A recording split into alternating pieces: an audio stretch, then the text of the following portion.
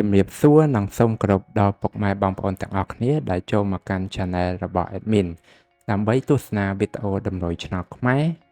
សម្រាប់ថ្ងៃទី29ខែ3ឆ្នាំ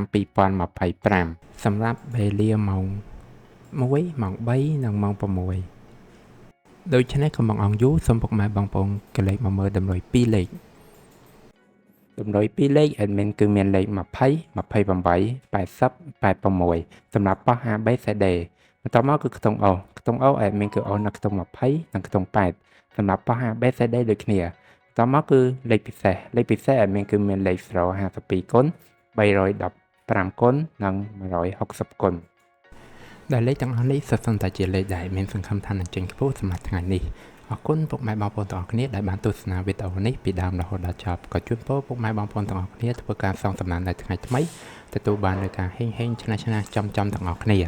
ជាចុងក្រោយ Admin សូមពុកម៉ែបងប្អូនជួយ Like Subscribe និង Share ដើម្បីជាកម្លាំងចិត្តដល់ Admin ផងនិងដើម្បីពុកម៉ែបងប្អូនទាំងអស់គ្នាទទួលបាននូវវីដេអូថ្មីបានឆាប់រហ័សផងដែរដូច្នេះ Admin សូមជម្រាបលានិងជួបគ្នានៅវីដេអូក្រោយ